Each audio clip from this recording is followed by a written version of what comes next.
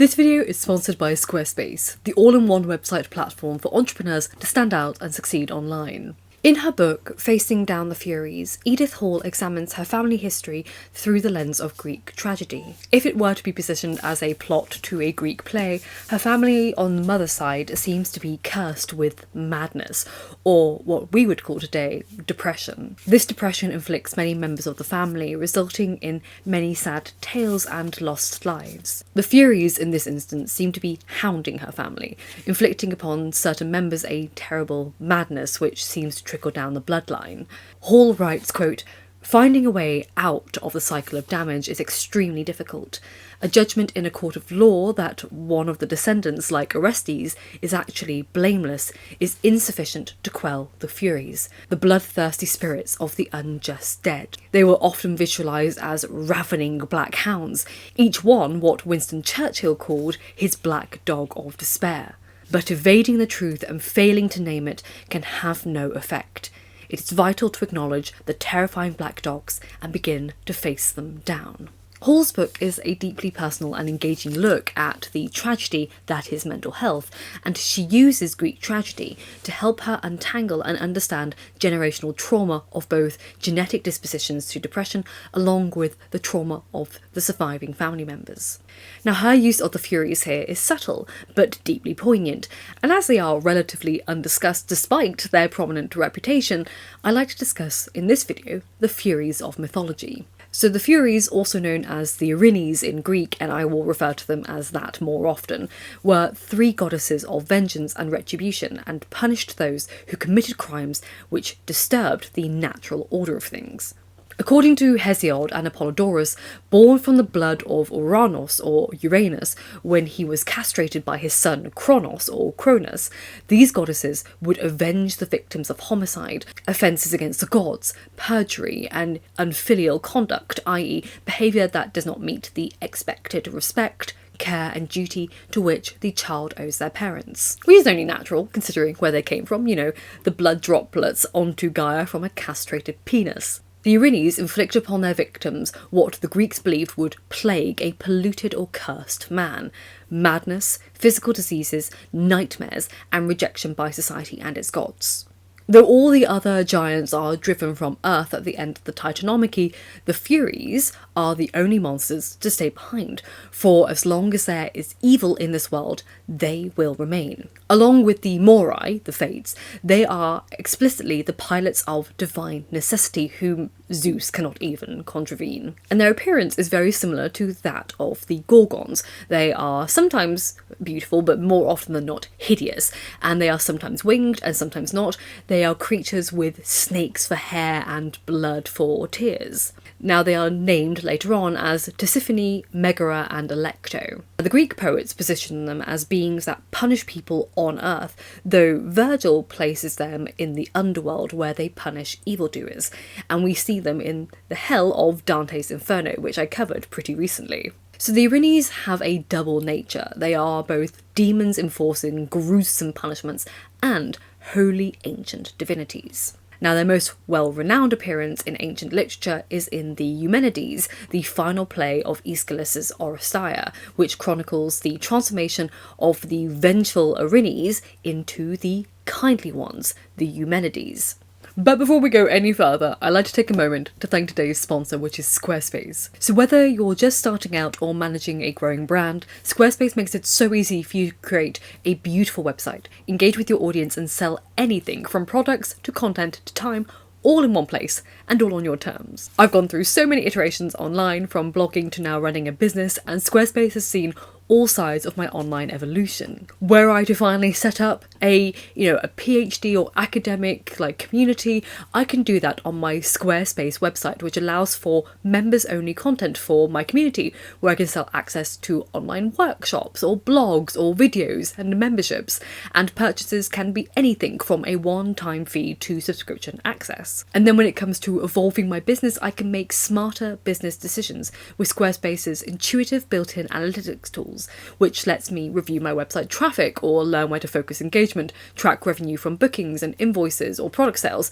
all from one place. So if you're interested, check out squarespace.com for a free trial, and then when you're ready to launch, go to squarespace.com/Lady of the Library to save 10% off your first purchase of a website or domain. So the Oresteia trilogy consists of 3 plays: Agamemnon, the Libation Bearers, and the Eumenides. So after 10 years at war, Agamemnon returns home from Troy to his wife Clytemnestra, who is seething over the sacrifice of their daughter Iphigenia. So before the war began and the Greeks prepared to sail their troops to Troy, Agamemnon sort of stumbled quite hard. He killed a deer in the sacred grove of Artemis, and as punishment Artemis withholds the winds necessary for Agamemnon to sail his troops to Troy. So the seer, Calchas, informs Agamemnon that he must appease the goddess by sacrificing his eldest virgin daughter, Iphigenia. So Agamemnon has to lie to his wife and daughter and beckons them to Aulis under the pretense that Iphigenia is going to be married to Achilles. Clytemnestra naturally watches in horror as her daughter is sacrificed in front of the troops and holds onto that rage for a decade. As you can probably imagine, sort of easy to do. So Clytemnestra plots to kill her husband upon his return, and that she can rule the land very openly with her lover, Aegisthus. So when home, Clytemnestra stabs Agamemnon, and she also kills his concubine, Cassandra, the prophetess who no one ever believed, and she, yes, saw her own death coming. So many years after Agamemnon's murder, his son, Orestes, returns to Argos at the orders of Apollo to avenge his father and kill his mother, Clytemnestra, and her lover. But the consequences of matricide is that Orestes becomes hounded by the violent Furies, who intend to punish him. Now, through the intervention of Apollo, Orestes is able to escape them whilst they are asleep, and he escapes to Athens under the protection of Hermes. Now, seeing the Erinyes asleep, Clytemnestra's ghost wakes them up and demands that they seek justice for her murder.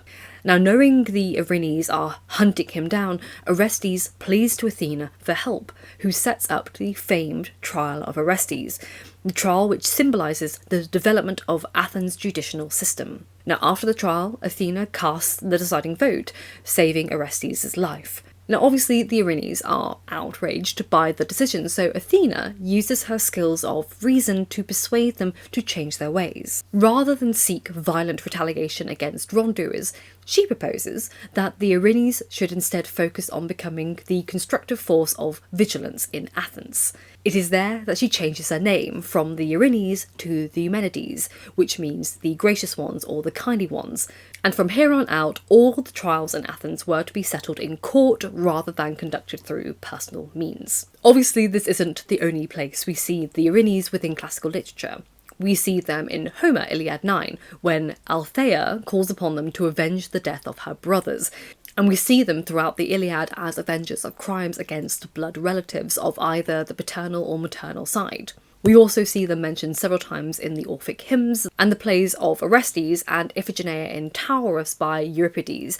We see them mentioned by Seneca, we see them mentioned in Ovid's Metamorphosis, and as previously mentioned, we see them in Virgil's Aeneid and the Georgics. Now, interestingly, though Sophocles' Electra regards the exact same story, the Erinyes don't pursue Orestes in this play, leaving the play feeling unnervingly unresolved to those who know the story. Though Electra does call upon the Erinyes to help her avenge her father very early on in the play, suggesting they move through her rather than as a separate entity, in the same way muses do a poet. Now, according to Pausanias, the sacrifices offered to the Erinyes consisted of black sheep and nephalia, which was a drink of honey mixed with water. And later writers choose to ascribe their parentage to Nyx, sometimes the goddess of the night, because they're always sleeping, and sometimes even Hades and Persephone because they serve them. Now, the Romans were far more descriptive than the Greeks in how the Erinyes looked, with Ovid, as you would imagine, being the most detailed. Ovid describes Tisiphone as a denizen of Dis who wears a dripping red robe, and that's similar to Virgil, who also describes her as pale in a blood-wet dress. Now, Ovid describes them as vomiting slimes of venom, and even describes how Tisiphone, at the behest of Juno, brought madness upon Athamas and Ion using the breath of a serpent extracted from her hair and a potion. Quote, Tisiphone brought with her potions too of magic power, lip froth of Cerberus, the echidna's venom, wild deliriums, blindness of the brain, and crime and tears, and maddened lust for murder, all ground up, mixed with fresh blood, boiled in a pan of bronze, and stirred with a green hemlock stick. And while they shuddered there, she poured the poison brew, that broth of madness, over both their breasts, right down into their hearts.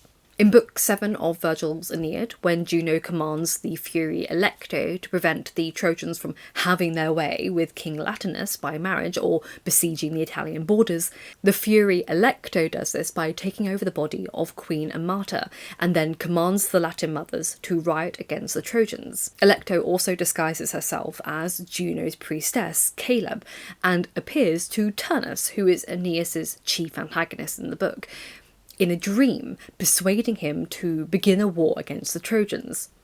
Now, when Turnus mocks this suggestion, Electo attacks Turnus with a torch, causing his blood to boil with passion for war. Now, according to Plato's Phaedra, the Erinyes purified the sins of those who passed to them from the judges, who were then deemed good, and then dragged those who were judged to be wicked to the Tartarian dungeon to be damned. And they are seen in the underworld very casually throughout ancient literature, such as the Aeneid, when Aeneas undertakes his catabasis, and also in the Metamorphosis. With one example being the retelling of Orpheus and Eurydice. The Erinyes' cheeks are said to have been soaked with tears at the sound of Orpheus's music. There are numerous images of the Erinyes across Greek amphorae, though the image as seen on the front cover of Edith Hall's book here is from a fresco of the Furies in Pompeii, and this for me is actually one of my favourite images of them.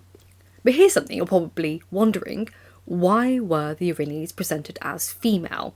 After all, when we think about most famous revenge or vengeance stories, they're primarily conducted by male characters, whether that's Achilles, Captain Ahab, John Wick, or Hamlet. Yet in ancient Greek literature, some of the most brutal and violent revenge stories are acted by women, such as Clytemnestra or, more famously, Medea. Now, there's no evidence that in ancient society the pursuit of criminals and the implementation of their punishment were ever female responsibilities. At Athens, for example, they were performed by the male Scythian, slave archers owned by the state. But the gendered construct of vengeance is something classicist Edith Hall explores in another essay, answering that very question. I've linked it down below because it's very extensive. But she explains many reasons related to Greek thought that may have aligned the Erinyes with women. One of those elements is the practice of ritual. So Hall explains that women uttered the ritual cry when the first blood was spilt on the earth from sacrifices, reenacting the perceived attraction of the blood of the slain to the chthonic realm. Women were also physically responsible for handling corpses of kin as they prepared them for funeral rites by washing them, dressing them, and anointing them. They were thus felt to have an intimate psychological and physical relationship with the dead, and they also led the lamentations which drew blood from their own cheeks, and in the case of murdered or mistreated kin, included imprecations against the perpetrator. The lament in some traditional societies which practice blood feuds serves to keep alive the family's memory and prepare the next generation for revenge. Now, she explains that Jane Ellen Harrison, also a famous classicist, in 1899 made many arguments for their female identity, with the most notable one being that the Erinyes were female because they are chthonic, and chthonic genii in any anthropomorphic vision of the gods is almost inevitably imagined to be daughters of Mother Earth.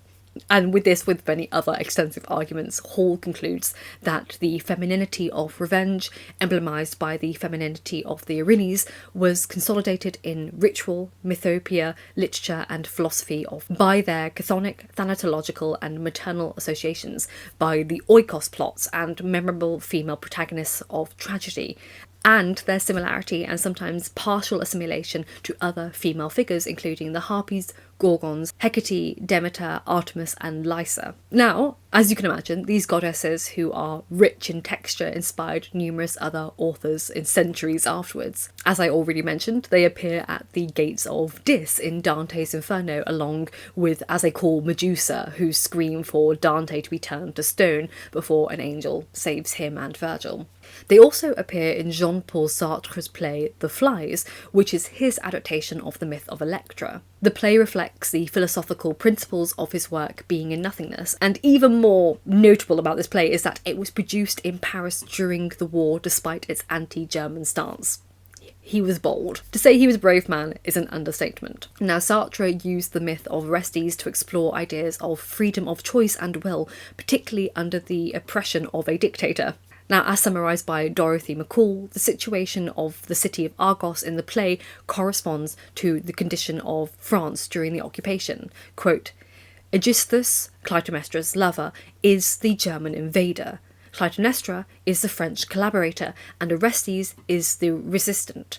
Jupiter, or Zeus, stands in for the moral commandments that the Nazis and their collaborators sought to impose on the French people as absolute law. Electra represents those who rebelled against the Vichy mentality, but lacked the will to translate their rebellion into action.